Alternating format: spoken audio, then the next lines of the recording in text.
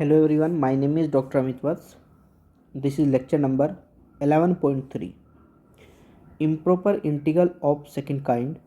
इससे पहले लेक्चर में हमने समझा improper integral of first kind क्या होता है, कैसे उसके तीन टाइप के इंटीग्रेशन थे हमारे पास, यानी लोअर लिमिट में अगर इन्फिनिटी आ जाए, अपर लिमिट में इन्फिनिटी आ जाए, या तो फिर इंटीग्रेशन की लोअर और अपर दोनों ही लिमिट इन्फिनिटी हो जाए। Improper integral of first kind था। इस लेक्चर में हम समझेंगे improper integral of second kind. Second kind क्या है, यानी मेरा जो इंटीग्रेशन है या तो लोअर लिमिट फंक्शन को अनबाउंडेड करती हो या अपर लिमिट फंक्शन को अनबाउंडेड करती हो, और या फिर बीच में से कोई ए और बी इंटरवल में कोई लिमिट है जो ना तो ए पर अनबाउंडेड है ना बी पर है, लेकिन बीच में से कोई ऐसा पॉइंट आ जाता है जिस पर फंक्शन अनबाउंडेड है, या अपर और लोअर दोनों ही उसको अनबाउंडेड करती हों, तो फिर हमें किस तरीके से अपनी प्रॉब्लम को सॉल्व करना है। तो टाइप 1 डिस्कस करेंगे पहले। टाइप 1 इज़, मेरे पास एक इंटीग्रेशन है, एक फंक्शन है पूरा। उस फंक्शन को अगर आप देखें तो उस फंक्शन में एफ एक्स अपॉन, यानी पूरा जो फंक्शन है उसमें कोई एक्स का फंक्शन है और साथ में एक्स माइनस ए। यानी x माइनस ए का क्या मतलब है स्टूडेंट, ध्यान से देखिएगा। लोअर लिमिट को अगर मैं इंटीग्रेशन के अंदर रख दूं तो इस पॉइंट पर इस इंटीग्रेशन की वैल्यू, इस फंक्शन की वैल्यू एग्जिस्ट नहीं करती, यानी इस पॉइंट पर फंक्शन अनबाउंडेड है। अगर इस पॉइंट पर फंक्शन अनबाउंडेड है तो हमें क्या करना है, इस रियल लाइन पर देखिए। मान लीजिए मेरे पास ये एक ए पॉइंट है, ये एक बी पॉइंट है, ये मेरे पास एक इंटरवल है। क्योंकि ए पॉइंट के ऊपर फंक्शन अनबाउंडेड है, अगर ए पॉइंट के ऊपर फंक्शन अनबाउंडेड है तो मैं इसमें एक छोटा सा पार्ट कोई ऐड कर सकता हूँ, यानी ए प्लस एप्सिलॉन। एप्सिलॉन एक स्मॉल क्वांटिटी है, यानी जो एप्सिलॉन है वो जीरो को टेंस करे, वो जो एप्सिलॉन है वो जीरो को टेंस करे। ए प्लस एप्सिलॉन एक बहुत छोटी सी क्वांटिटी। इसका मतलब ये हुआ, जैसे मान लीजिए ये ए इक्वल्स टू 1 है, 1 पर फंक्शन अनबाउंडेड है, तो फिर 1.00001 पर मैं इसे चेक कर सकता हूँ। इसी तरीके से अगर मैं बी को देखूँ तो बी मान लीजिए कि 2 है, बी इक्वल्स टू मान लीजिए 2 है, तो 2 में से कुछ प्लस करेंगे तो हम बाहर निकल जाएंगे इंटरवल के। हमें इंटरवल के बाहर तो नहीं जाना, इसी इंटरवल में रहना है। तो यानी इसमें से हम कुछ माइनस कर सकते हैं, जैसे 1.999999, यानी कुछ हमने इसमें से माइनस कर दिया। इसका मतलब ये हुआ कि b minus epsilon and epsilon tends to 0। इसका मतलब स्टूडेंट्स हमें लॉजिक समझ में आ गया कि अगर मान लीजिए कोई लोअर लिमिट उसको अनबाउंडेड करती हो तो हम उसमें कुछ वैल्यू प्लस करके एप्सिलॉन को 0 टेंस करा लें। इसी तरीके से अगर अपर में करती हो तो उसमें से कुछ माइनस करके उसी इंटरवल के बीच में लेके आएँ और 0 को टेंस कर, एप्सिलॉन को 0 टेंस कराएं। यानी लोअर के लिए प्लस करना पड़ेगा, क्योंकि हमें इंटरवल में रहना है। अगर लोअर में से माइनस करेंगे तो 1 माइनस हो जाएगा, यानी हम इंटरवल से बाहर चले जाएंगे। और अगर अपर में हैं तो उसमें माइनस करना पड़ता है। तो इस तरीके से हम इस इंटरवल के अंदर एग्जिस्ट कर सकते हैं। और ए और बी, यानी ए प्लस एप्सिलॉन जो पॉइंट मैंने कहा उस पर भी फंक्शन एग्जिस्ट करेगा, और b माइनस एप्सिलॉन जो पॉइंट मैंने कहा उस पर भी फंक्शन एग्जिस्ट करेगा। तो इसका मतलब ये हुआ कि अगर a पर फंक्शन अनबाउंडेड है तो हमने एप्सिलॉन को 0 टेंस कराया और लोअर लिमिट में एप्सिलॉन को प्लस किया। मान लीजिए इस फंक्शन का जो इंटीग्रेशन आएगा वो कैपिटल एफ एक्स आएगा, तो फिर वही कॉन्सेप्ट है, अपर लिमिट माइनस लोअर लिमिट। यानी फंक्शन में एक बार अपर लिमिट को रखेंगे, तो ये मैंने फंक्शन में अपर लिमिट को रख दिया है, और माइनस लोअर लिमिट, यानी upper limit minus lower limit. Epsilon 0 को टेंस करता है। जैसे ही वैल्यू को सब्स्टिट्यूट करेंगे तो दो में से कोई एक वैल्यू आएगी। अगर फाइनाइट आती है तो कन्वर्जेंट होगा, और इन्फाइनाइट आती है तो डाइवर्जेंट होगा। यानी एक पर कन्वर्जेंट फाइनाइट होता है तो कन्वर्जेंट कहलाएगा, और यदि इन्फिनाइट वैल्यू आती है तो डाइवर्जेंट कहलाएगा। यहाँ पर देखिए आप इस एग्जांपल में स्टूडेंट्स, लोअर लिमिट जो 1 है वो फंक्शन में रखने से फंक्शन को अनबाउंडेड कर रही है। तो मैंने एप्सिलॉन को टेंस 0 कराया और इंटीग्रेशन की लिमिट में लोअर लिमिट में 1 को एप्सिलॉन प्लस कर दिया है। इसका जो इंटीग्रेशन करें तो log x माइनस एप्सिलॉन होता है।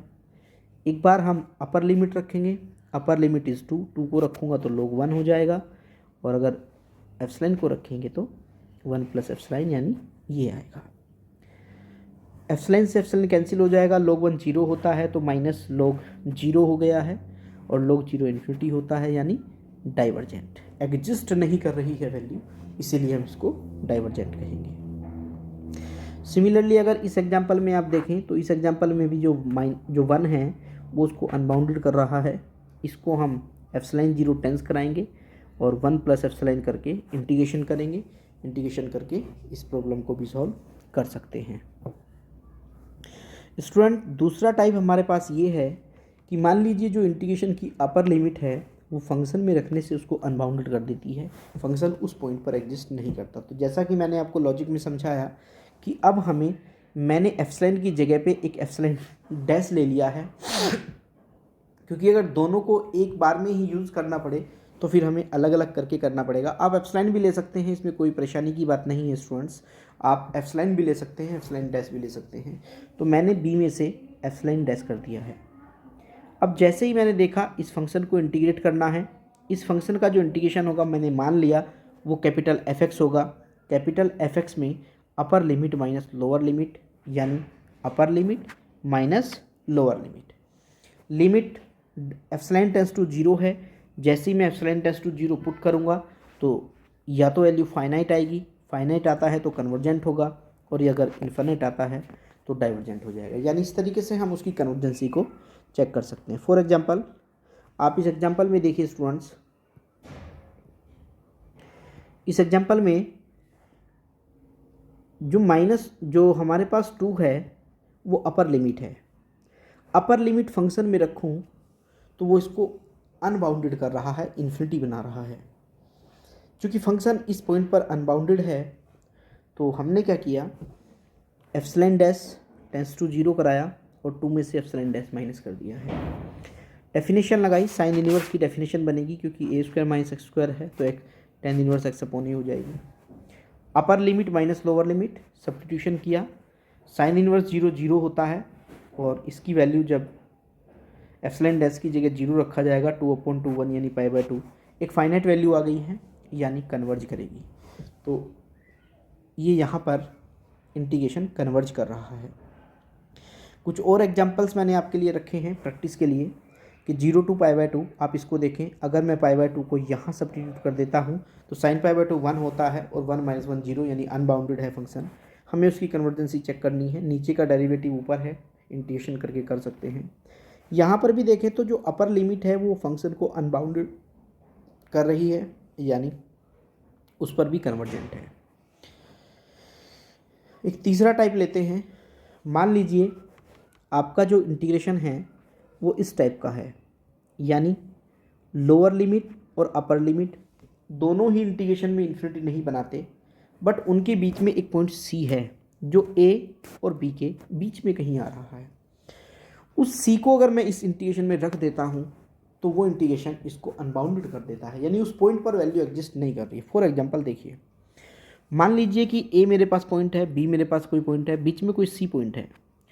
अब c पॉइंट मेरे पास बीच में कहीं है तो a पर अनबाउंडेड नहीं है, b पर अनबाउंडेड नहीं है, तो c में से मैं माइनस करूं और c में कुछ प्लस करूं तो दो इंटरवल में ब्रेक करना पड़ेगा। यानी जैसे फॉर एग्जांपल एक 1 है एक 3 है, मैंने 2 में ब्रेक किया, 2 पर वैल्यू मान लीजिए एग्जिस्ट नहीं कर रही है तो एक में से तो माइनस करना पड़ेगा जैसे 1.99 और एक में प्लस करना पड़ेगा यानी 2.001। यानी इसका मतलब ये हुआ कि दोनों कॉन्सेप्ट को एक साथ मिक्स करना पड़ेगा। तो एक पॉइंट मेरे पास सी है जो बीच में आ रहा है, तो इसमें मैंने देखा अपर लिमिट उसको अनबाउंडेड कर रही है, इसमें लोअर लिमिट उसको अनबाउंडेड कर रही है। तो एक में मैं अपर का कॉन्सेप्ट लगाऊंगा, एक में लोअर का कॉन्सेप्ट लगाऊंगा। यानी एक में मैं लगा रहा हूँ टाइप 2, यानी स्टूडेंट्स इसमें मैंने टाइप 2 लगाया टाइप सेकंड, और इसमें टाइप 1। अब अगर दोनों की वैल्यू फाइनाइट आती है तो कन्वर्जेंट करेगा, कन्वर्जेंट हो जाएगा, कन्वर्ज कर रहा है, अप्रोच कर रहा है लिमिट की तरफ, और अदरवाइज डाइवर्जेंट। दोनों अगर फाइनाइट तो कन्वर्जेंट, दोनों में से कोई एक भी अगर फाइनाइट हुआ, एक इन्फिनाइट होता है, या दोनों ही इन्फिनाइट हो जाते हैं तो डाइवर्जेंट होगा। एक एग्जांपल देखते हैं। मुझे इस इंटीग्रेशन की कन्वर्जेंसी को चेक करना है। इस इंटीग्रेशन में अगर मैं x रख देता हूँ, x में -1 रखता हूँ तो 0 नहीं आ रहा है, 1 रखता हूँ तो 0 नहीं आ रहा है। लेकिन अगर बीच की एक वैल्यू है जो 1 और -1 के बीच में है, अगर उस 0 को रख देता हूँ तो उस पॉइंट पर फंक्शन अनबाउंडेड है। इसका मतलब यहाँ पर अपर लिमिट कर रही है और यहाँ पर लोअर कर रही है। तो एक इंटीग्रेशन में मैं अपर का केस लगाऊंगा, दूसरे में लोअर। अपर के लिए हमने ये पढ़ा कि एप्सिलॉन डैश में लेकर के चलूँगा और उसे माइनस करूँगा लिमिट में से। दूसरे में भी मैंने limit epsilon tends to 0 lower का केस लगाऊंगा, यानी उसमें एक में एप्सिलॉन डैश मैंने लेट कर लिया है, दूसरे में एप्सिलॉन डैश कर लिया है। एक में माइनस कर दिया है, दूसरे में प्लस कर दिया है। इंटीग्रेशन किया फंक्शन का, x की पावर -2 का इंटीग्रेशन माइनस के 1/x हो जाएगा। उसके बाद upper limit minus lower limit, then upper limit minus lower limit. तो जब मैंने upper limit minus lower limit का कॉन्सेप्ट लगाया तो पहली वैल्यू इन्फिनिटी, दूसरी भी इन्फिनिटी हो गई है। दोनों का सम भी डज नॉट एग्जिस्ट होगा, यानी ये डाइवर्जेंस है। तो हमने देखा कि अगर दोनों ही डज नॉट एग्जिस्ट हैं या दोनों में से कोई एक भी एग्जिस्ट नहीं करता तो उसे भी हम डाइवर्जेंट कह रहे हैं। स्टूडेंट्स एक और एग्जांपल देख रहे हैं। यहाँ पर देखिए आप, लोअर लिमिट में है 0 और अपर लिमिट में है 4। अगर मैं 0 को रखूँ तो भी इन्फिनिटी और 4 को रखूँ तो भी इन्फिनिटी, यानी दोनों ही पॉइंट इन्फिनिटी बना रहे हैं। तो दोनों चूंकि इन्फिनिटी बना रहे हैं तो दोनों को एक साथ तो प्लस माइनस नहीं किया जा सकता। हमने उन दोनों को अलग अलग कर लिया। कैसे? मैंने इस फंक्शन के जो नीचे फंक्शन है उसका तो इंटीग्रेशन भी ऐसे पॉसिबल नहीं है, अभी दो फंक्शन प्रोडक्ट में आए हुए हैं, तो मैंने उसके पार्शियल फ्रैक्शन किए। तो पार्शियल फ्रैक्शन का स्टूडेंट बहुत बार मैंने यूज़ किया है, मेरी बहुत सारी वीडियो इस तरीके के शॉर्टकट आपको मिलेंगे। तो यहाँ पर मैंने उसके पार्शियल फ्रैक्शन कर दिए हैं, ये पार्शियल फ्रैक्शन हो गई। इसमें मैंने x की जगह 0 रखा है और इसमें x की जगह 4, उससे मेरे पार्शियल फ्रैक्शन 1/4 आ गए हैं, यानी फंक्शन अलग अलग हो गया है। अब यहाँ पे अगर मैं देखूँ स्टूडेंट्स तो ध्यान से देखिएगा आप, इसमें लोअर लिमिट उसको अनबाउंडेड कर रही है और इसमें अपर लिमिट उसको अनबाउंडेड कर रही है, यानी एक में लोअर का केस है और दूसरे में अपर का केस है। अब लोअर के लिए हम एप्सिलॉन टेंड्स टू 0 और लिमिट में एप्सिलॉन को प्लस कर देते हैं। Similarly epsilon dash tends to 0 और लिमिट में से उसे माइनस कर देते हैं। दोनों के लिए मैंने इंटीग्रेशन किया, लोअर लिमिट अपर लिमिट का कॉन्सेप्ट लगाया। हमने देखा कि वैल्यू इन्फिनिटी आ गई है, क्योंकि डज नॉट एग्जिस्ट हुआ तो डाइवर्जेंट होगा, यानी हमने इस तरीके से उसकी डाइवर्जेंसी को, उसकी कन्वर्जेंसी को चेक किया। स्टूडेंट्स कुछ एग्जांपल्स मैंने आपकी प्रैक्टिस के लिए रखे हैं। ये सारे क्वेश्चंस बहुत ही इंपॉर्टेंट क्वेश्चन हैं और हर क्वेश्चन में कहीं ना कहीं लॉजिक है। जैसे पहले क्वेश्चन को अगर मैं देखूं तो लोअर लिमिट अपर लिमिट दोनों ही फंक्शन को अनबाउंडेड कर रही हैं, तो या तो आप उसे अलग अलग करें या फिर उसके बीच में एक पॉइंट 0 डाल दें। 0 डाल करके हम देख सकते हैं कि -a से 0 हो जाएगा तो लोअर कर जाएगा और 0 से a होगा तो अपर करेगा। यहाँ पर भी मैंने देखा 0 लोअर लिमिट है और पाई अपर लिमिट है, दोनों ही उसको अनबाउंडेड कर रही हैं, क्योंकि साइन 0 भी 0 होता है और साइन पाई भी 0 होता है। तो मैंने उसे π/2 में ब्रेक कर दिया है, यानी एक में अब लोअर लिमिट उसको अनबाउंडेड करेगी और एक में अपर लिमिट उसको अनबाउंडेड कर रही है। इसी तरीके से हम देख सकते हैं कि यहाँ पर भी अपर लिमिट उसको अनबाउंडेड कर रही है और इसमें देखें तो ना लोअर कर रहा है ना अपर कर रहा है, लेकिन उसके बीच में एक पॉइंट a आएगा जो उसको अनबाउंडेड करता है। तो मुझे इस इंटीग्रेशन को a में ब्रेक करना पड़ेगा। यहाँ पर भी x कॉमन लेकर के पार्शियल फ्रैक्शन कर सकते हैं। 0 और 2 दोनों ही उसको अनबाउंडेड कर रहे हैं, यानी बीच में मैं कोई पॉइंट इस बार नहीं डाल पा रहा हूँ। उसके लिए मैं क्या करूँ, पार्शियल फ्रैक्शन जैसे ही करूँगा जैसे कि मैंने अभी एक एग्जांपल को किया था, तो आपकी प्रॉब्लम अपने आप सॉल्व हो जाएगी। तो ये हमारा जो टॉपिक है, ये improper integral of second kind बहुत ही इंपॉर्टेंट टॉपिक है, क्योंकि एक क्वेश्चन 2 मार्क्स के ऊपर improper integral of first kind और सेकंड काइंड में से कोई पूछा जाएगा, वो छोटा क्वेश्चन होता है। और हम चूँकि इसका एप्लीकेशन आगे बीटा गामा फंक्शन पढ़ने वाले हैं, बीटा गामा फंक्शन में कहीं ना कहीं हमारे जो इंटीग्रेशन होते हैं वो इम्प्रॉपर आते हैं, और इम्प्रॉपर इंटीग्रल में हमें इसी तरीके से इन कंडीशंस का यूज़ करके ही अपना इंटीग्रेशन करना होगा। Thank you very much student, thank you very much.